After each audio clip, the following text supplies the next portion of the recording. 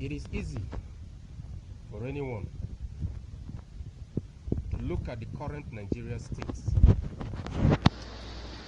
and question the efforts of the president. It's very easy. It's the easiest thing to do for that one.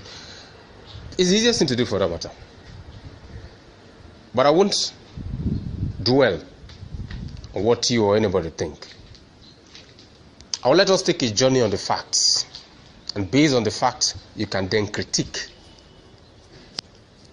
But when you, before we get to the crux of the matter, when all you do, or when you call names, when you call leaders names, the senile, and it's not the kind of person who doesn't know what he's doing, it's probably his mind is not, is failing, and so on and so forth. When you say things like that, you ridicule the base of your own narrative. Because then it means you have nothing significant to contribute to the national narrative, and all you do is to ridicule the person who is actually doing something. And it's always a very terrible thing, so I don't encourage it. Now let us get back to what matters. In 2002, the Revenue Mobilization Allocation and Fiscal Commission came out with a report that warned against our over-dependence and reliance on oil. 2002. That's about 14, 15 years ago. In 2003, they repeated the same warning. In 2012, Okonjo-Iweala repeated the warning. And in 2014, she noted, specifically November 2014, she warned that Nigeria was borrowing money to pay salaries, and that Nigerians should prepare for hard times come 2015. So it was all in the public domain, but some people don't read, so they don't know. And so if there has been a warning for that long, how come we failed for so long? Two events will exemplify why you don't understand what is happening in this country, and why it is important for you to always have access to knowledge and understanding to be able to create a narrative that attack the core of the problem. In 2008, 2009, during the global financial meltdown, Nigeria survived that financial meltdown because Obasanjo and Yar'Adua saved. And so when the banks were about collapsing, when they were going down, what happened? $10 billion was used to bail out failing banks and failing big businesses across Nigeria. And not just that, the federal government had enough money, dollar reserve, to boost the value of the naira. And so we dodged the bullets. Now, after dodging the bullet, what happened between 2000 and after Yar'Adua's death, 2009, 2010, and 2015?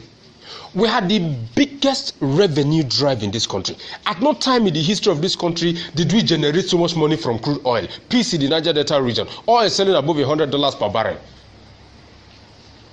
And what happened by 2015? We're preparing for election.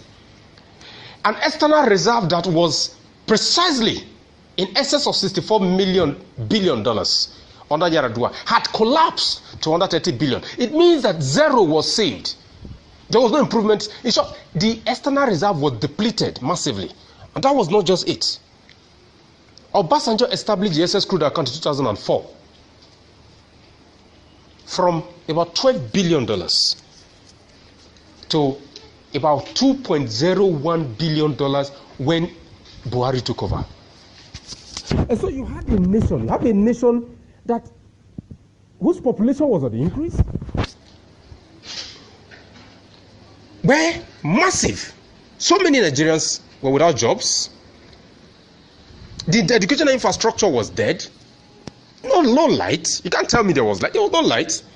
16 billion wasted in the electricity industry, the PSCN, all the privatization and so on and so forth. Nothing was done. And so you had a system that was practically holding on to straws to survive when Buhari took over. Now, I always like going into this history, into this specifics, so that we can have an idea of where we're coming from. And when he did, he had a choice. He never wanted to devalue the Nigerian currency, the Nigerian naira. But economists, those who felt they knew, said, no, you have to devalue. When you devalue, the dollar is going to come flowing out. And he asked the question then, and he can do the research yourself. What is the value? What is the essence and the value of the Nigerian naira? What is the benefit of devaluation to the Nigerian naira in an import-dependent economy? At least we are getting to see the answers today. Because it's simple.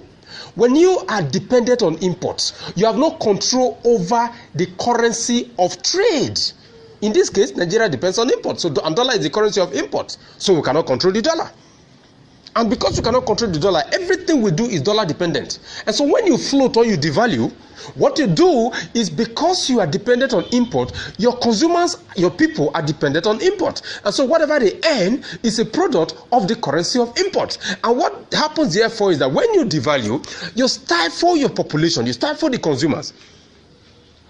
And so goods, the money they are holding becomes practically useless, like it became with Nigeria. They can no longer buy the goods that they used to buy. And the value of the dollar is flying. Why? Because it is not under your control.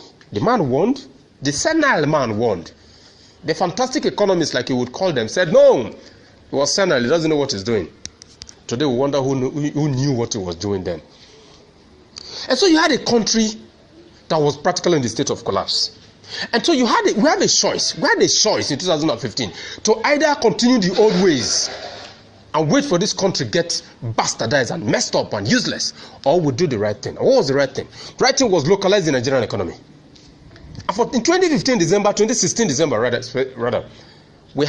made the Nigerian Christmas. Why? Because most of the rice that was consumed in Nigeria was produced in Nigeria. That is a man who believes that the only way for you to grow your economy is to go local. And when you go local, you encourage local manufacturing. And that is what the man has done since he came to power. Encourage those who can produce locally to boost the Nigerian economy. Because above all things, nothing else will do it. When did you hear talk about foreign direct investment? Somebody like you who has been in the bank. What are you talking about? What are they investing? Where are they investing in? Into what sector of the Nigerian economy? And so you realize that you had that problem. He came and said, look, we're going to go into agriculture, because that is the only thing that is ready-made, that is short time, that you cannot use to boost the economy in the immediate. Why? Because crude oil is collapsed practically in the market. It's collapsed in the world economy. Fracking is coming up. So many alternative sources of energies are coming up. And so you have to look at that, which can give you access to fund almost immediately. And so he did that. And then he went on massive saving structure. The single treasury account, is it not pathetic?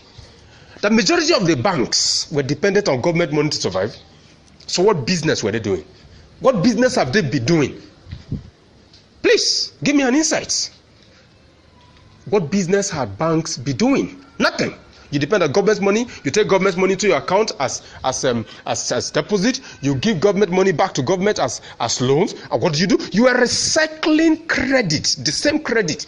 What led to the collapse of the bank in 2008 was the same thing that banks have been doing even before, after that. Looting money from government. And so the banking sector was practically dead. And not just that. There was no manufacturing sector. And so he came and said, look, every money that belongs to government wants to have an account of his money. And he withdrew money from TSC, and all of you shouted, oh, no, it's killing the economy. Which economy can grow without accountability? Nothing. No insights. That came and went. Fantastic, the TSA is doing well. Look at fiscal sanity. How many times has he bailed out the states? This is a man who is senile, who does not know what he's doing. A man who, above all things, who has made full payment for the counterpart funding for the Kaduna Idu railway line, for the Lagos Ibadan railway line, for the Warri Itakpe railway line, for the General Electric is coming to fix our refineries. All the counterpart funding required of the Nigerian government to be paid for major projects to take off, the man has paid them. In an economy where the dollar, where the naira, where the imports, what do you call it, where our crude oil is selling at just about $50 per barrel. So he's doing so much more than those who had knowledge of the supposed economy, and the man is senile, or the man does not know what he's doing. And one of the narratives people have always used, we come from the book, whether you're talking about the economy side, talking about the social side, talking about the security side, look at what has happened with Boko Haram. Look at the Kaduna state we're talking about. I grew up in Kaduna, for goodness sake. Kaduna probably is based on so many of us. And the first crisis we had in Kaduna was in 1991. So the Kaduna crisis and the Kaduna problems have been there for close to 30 years or more. And what has been the solution? This guy decided that the first thing first is to ensure that there is relative peace in the region. There are two mobile battalion units in the region, comprising of close to 7,000 soldiers. Air support, air surveillance operations. Everything that has been done so far after the Kaduna incident is the most robust response any government has ever done in this country. This guy is senile, for goodness sake. Why would he be thinking national? Why would he be thinking of the things that can make this country better? You see, the problem I have with a lot of guys that critique is a critique without facts. That's what they do. Talk about the anti-corruption war. The efforts that have been made in the anti-corruption war today, as we speak, are the most robust that have been made by any government in this country. But no. We want a fast approach to getting things done. The miracle mindset, the Yahoo mindset. That has destroyed the core of the Nigerian moral capacity. It is messing up our minds. It is messing up our approach. It is messing up our thought process. And so you believe that miracles can be done. In 2008, during the global financial meltdown, the United States elected President Barack Obama. He had Treasured Assets Relief Program, TAP, where the toxic assets of the banks was taken over by the U.S. government and taxpayers' money. Not just that, he was handed $787 billion as stimulus pack.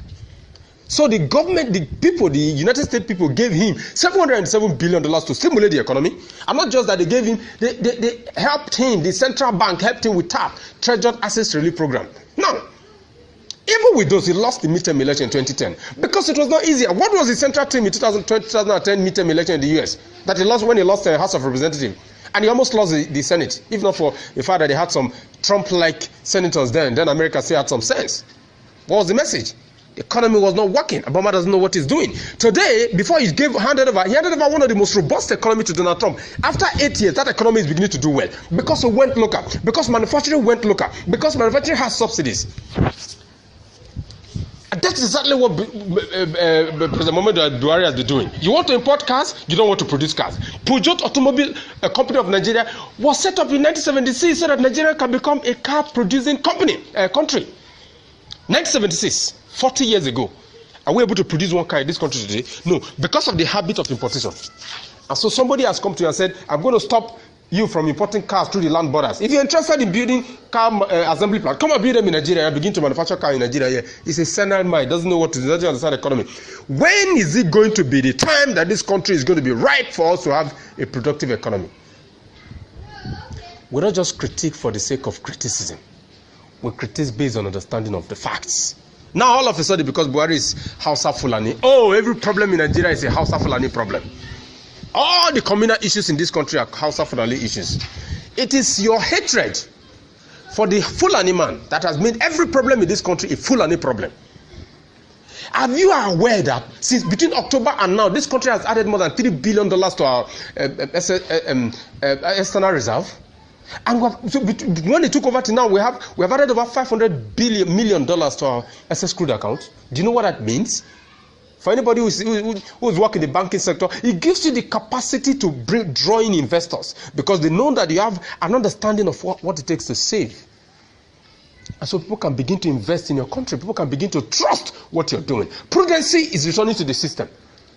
People are becoming accountable. I've crisscrossed every aspect of this country, and you begin to see that people are actually getting to work. Major infrastructure projects are ongoing, and people will wake up and tell you that nothing is happening because you sit down on Facebook. That's what we do. Sit down on social media and begin to critique without getting to the street to understand and see what is happening. Our mentality is ridiculing our capacity as humans.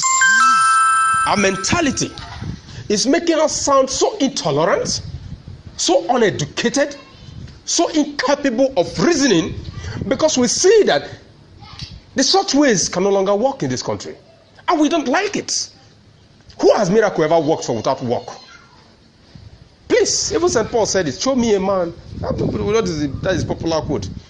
Faith without work is dead. This is the problem. Until and unless we begin to understand as a people